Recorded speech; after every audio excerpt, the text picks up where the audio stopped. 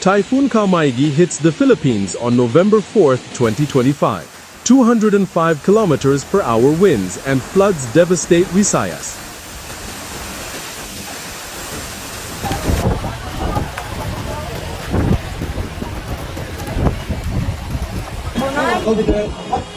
Hindi. Ito kay bro. Ay, wala bro. Okay, Bisaya ka hold. Gunit. Gunit og tarong.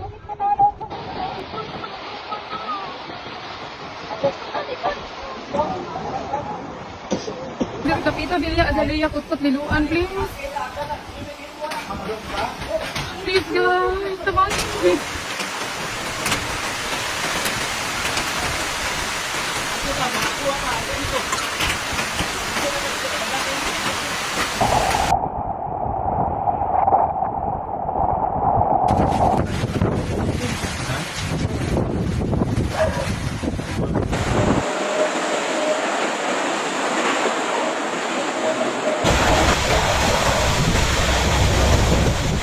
The skies over the Philippines turned dark once again in early November 2025. From a distance, thick clouds rolled rapidly over the Pacific Ocean, a warning of what was coming.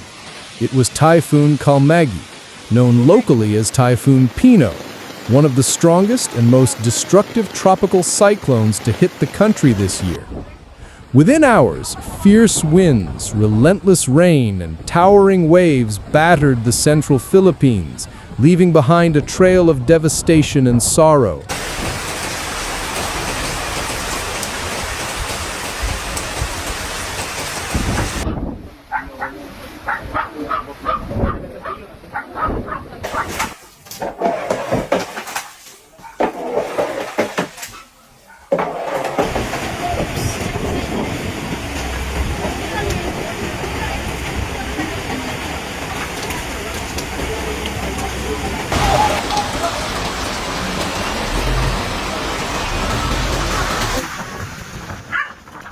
Typhoon Kalmaegi approached the Visayas region on the night of November 3rd, with sustained winds reaching 150 kilometers per hour and gusts up to 205 kilometers per hour. The storm struck with terrifying force.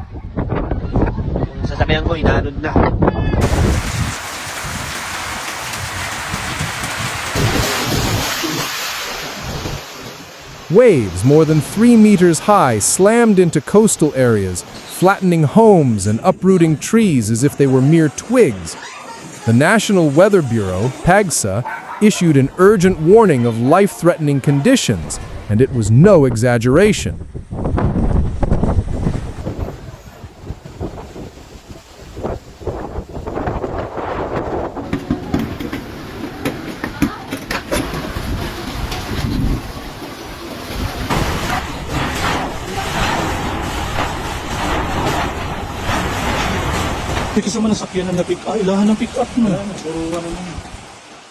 By dawn, hundreds of thousands of residents had already been evacuated to schools, churches, and community halls turned into emergency shelters.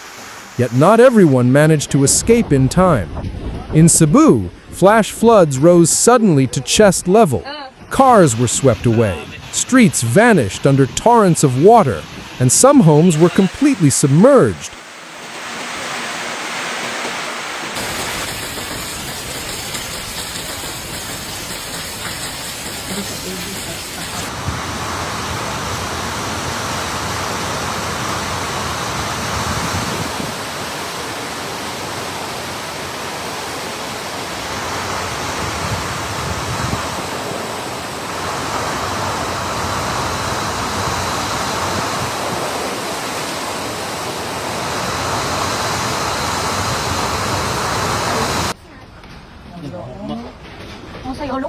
Nakuha ang mga tindahan, day.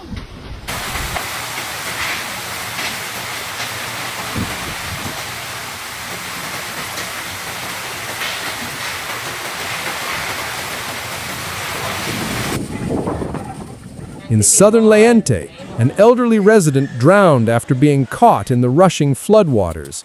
Other reports indicated that the death toll had climbed to more than 20 people across various provinces, including victims trapped under debris and landslides.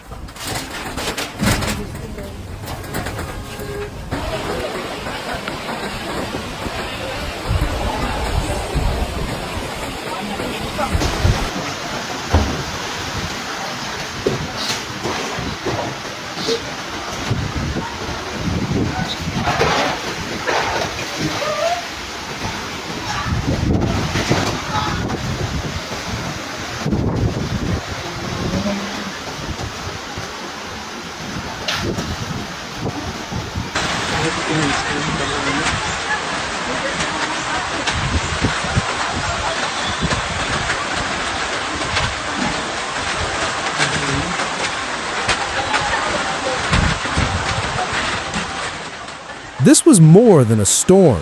It was a double disaster of destructive winds and catastrophic flooding.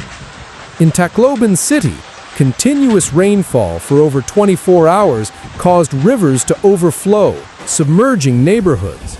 In Negros, the relentless downpour triggered landslides on steep hillsides, while residents struggled to flee in total darkness after power failures spread across the region.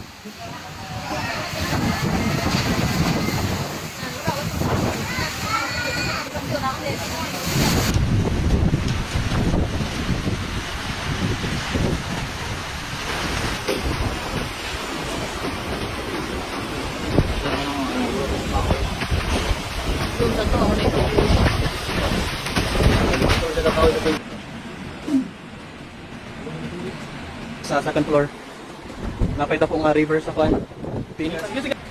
Lord, tabang Lord. Lord Jesus, tabang please.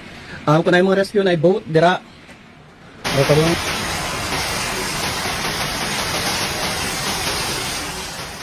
Widespread blackouts plunged much of the Visayas into darkness. Communication lines were down, and emergency radio stations became the only source of news. In the air, military helicopters carried supplies to stranded communities, but tragedy struck when one aircraft crashed while en route to a disaster area, killing all 5 crew members aboard. It was a grim reminder of how dangerous the rescue operations were.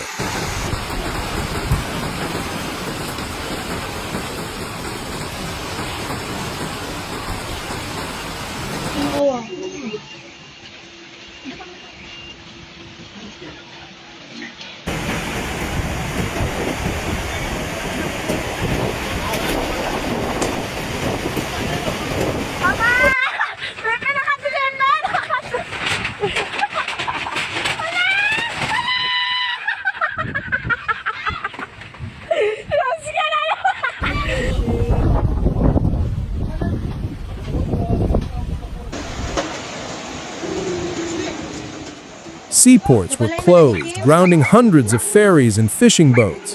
At airports, more than 300 domestic and international flights were canceled, stranding thousands of passengers. Many had to sleep on the floor of crowded terminals, uncertain when they could return home. Meanwhile, main roads were blocked by floods and fallen trees, hampering relief deliveries and rescue operations.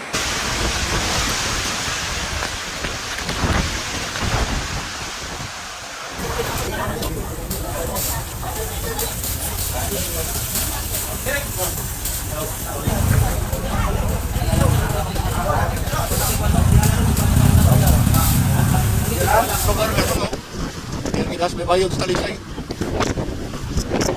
Maraming basura. Kaya, sa tingin sa barko. Kawa.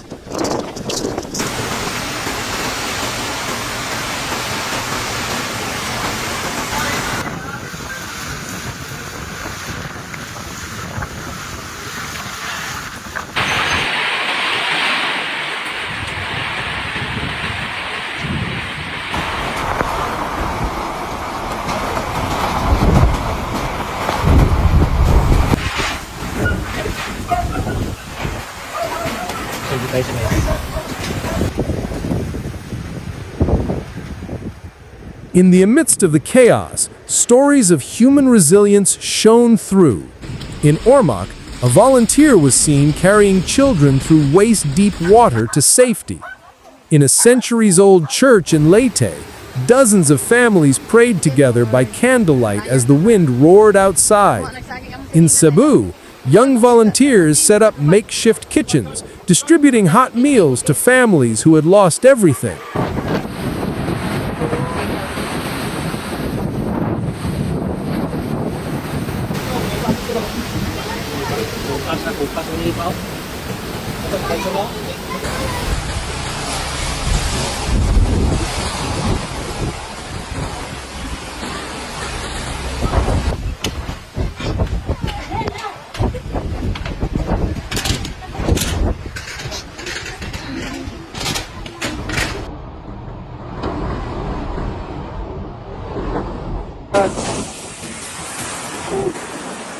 Natuwa na sa balay guys.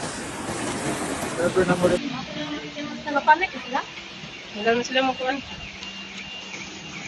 Ang sakyanan ni Hiwi The Philippine government, through the National Disaster Risk Management and Council, declared a state of emergency in several provinces. Relief goods, water, blankets, food, and medicine were airlifted from Manila. Yet, reaching the worst-hit areas remained difficult. Many roads were impassable, bridges had collapsed, and mudslides blocked key routes. In some regions, people used inflatable boats and improvised rafts to reach dry ground. Manawag kayo para rescue!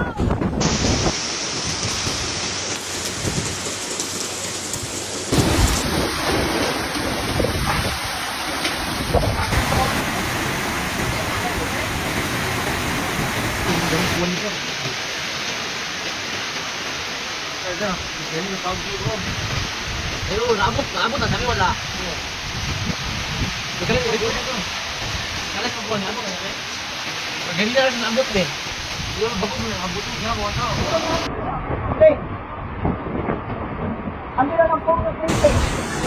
Naman.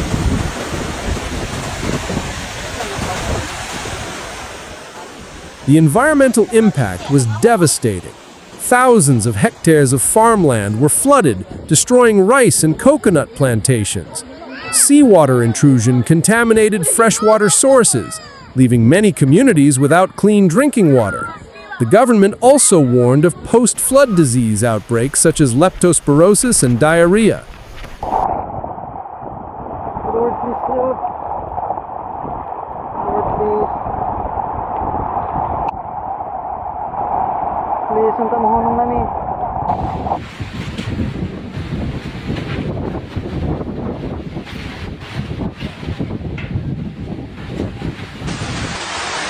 Kamay! Pinakaya ko!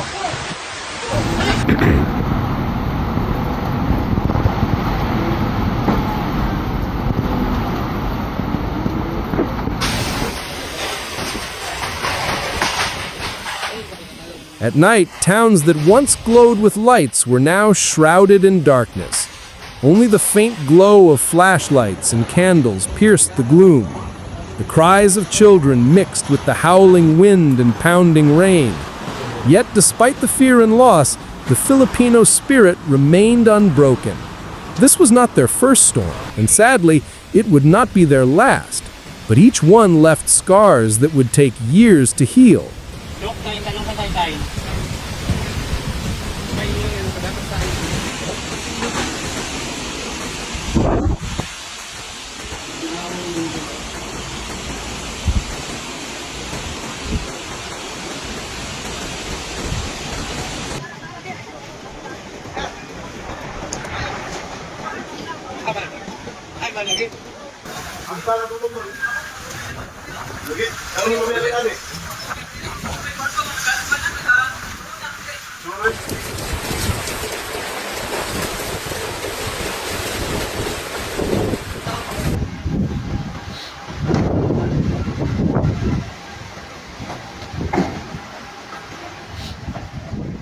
Experts warn that powerful storms like Kalmaegi are becoming more frequent and more intense due to climate change.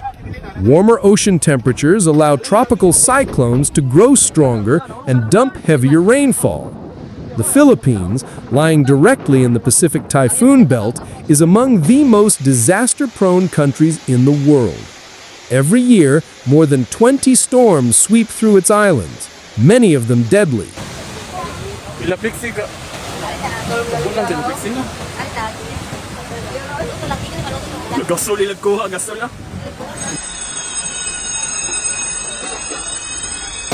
guys, lalagyan ko sa pitan guys.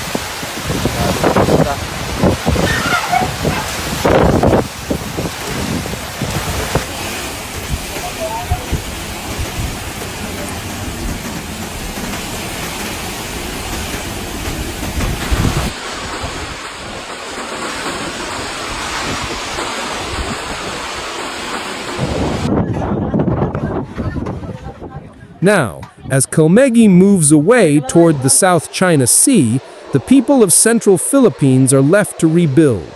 Roofless homes, fallen trees, broken roads, and stagnant floodwaters mark the landscape. Yet, amid the wreckage, there is gratitude. Gratitude for survival, for family, for another chance. Filipinos know that storms will always come and go, but the will to rise again never fades.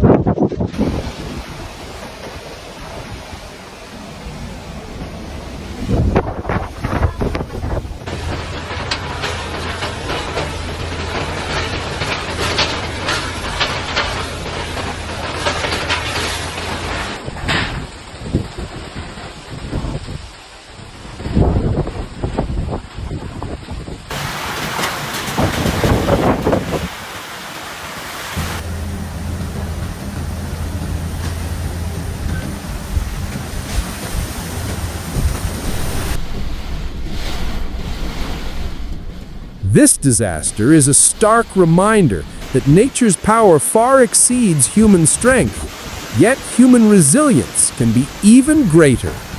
The focus now is on recovery, rebuilding homes, clearing debris, restarting electricity, and restarting lives. But the road to normalcy will be long. Many families have lost everything, their houses, livelihoods, even loved ones. And yet, through the mud and the ruins, the spirit of solidarity shines brighter than ever. Communities come together, sharing food, comfort, and hope.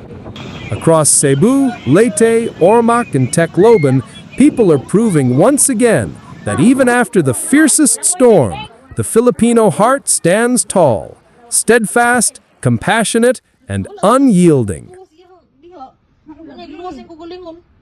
Agad siya sa sakyanan nga kanang kuan tan-awa nalutaw na jud ang sakyanan niya. Murag na isa kay kagkatok ko nagsigap.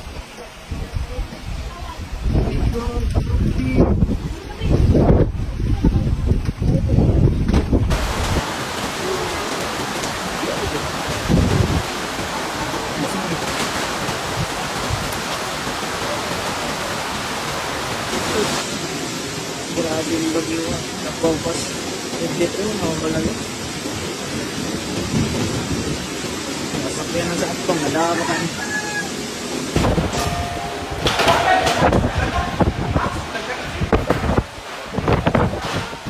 Nahurot, na-wipe out. Oh, sus ka, grabe. So, hopefully, ang sa hangin pero ang baha